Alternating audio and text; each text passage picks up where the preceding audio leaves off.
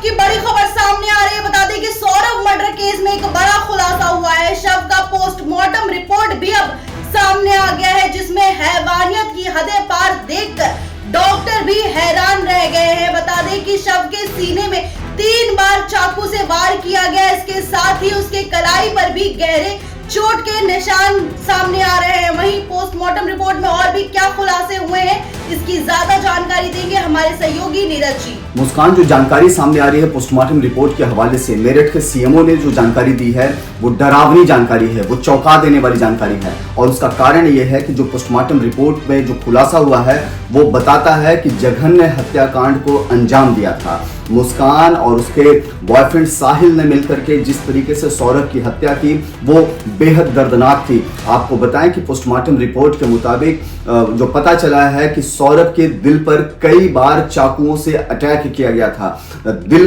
के आर पार चाकू किया गया था। पोस्टमार्टम रिपोर्ट के मुताबिक कम से कम 3 बार ऐसा काम किया गया जब चाकू दिल के आर पार किया गया। और सबसे पहले चाकू से हमला दिल पर किया गया था और जब सौरभ की मौत हो गई तो साहिल ने उसके शव को वॉशरूम में लेकर के गया साहिल, और वहां ले जाकर के फिर उसके कई टुकड़े किए शव के, और शव के टुकड़े करने के बाद उसके गर्दन को उसके धड़ से अलग किया गया, उसके हाथ की कलाई को हाथ से अलग किया गया। इस तरीके से पूरे हत्याकांड को अंजाम दिया गया। और इतना ही नहीं, सबूत मिटाने के लिए साहिल ने गीले सीमेंट के घोल का इस्तेमाल किया और ड्रम में उसके बॉडी को पैक किया।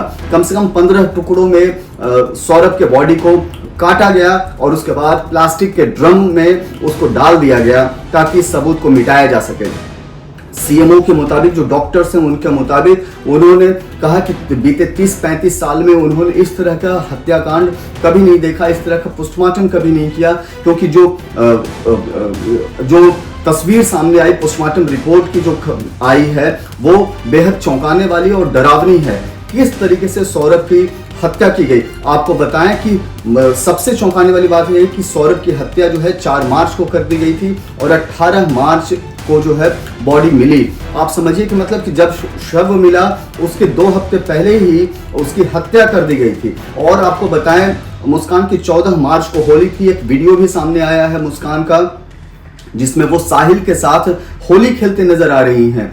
आप समझ सकते हैं कि मुस्कान किस तरीके से काम कर रही थी, मुस्कान रस्तोगी, कि आप एक तरफ अपने पति की हत्या कर देते हैं और दूसरी तरफ बॉयफ्रेंड के साथ मिलकर के होली भी खेलते हैं। तो इस तरह से जघन्य हत्याकांड को अंजाम दिया और अपने आप में पूरे देश में यही वजह है कि यह हत्याकांड जो है वो चर्चा में है, सुर्खियों में है। फिलहाल पोस्टमार्टम रिपोर्ट सामने आ चुका है और साफ पता चल गया है कि किस तरीके से इस पूरे वारदात को अंजाम दिया गया था।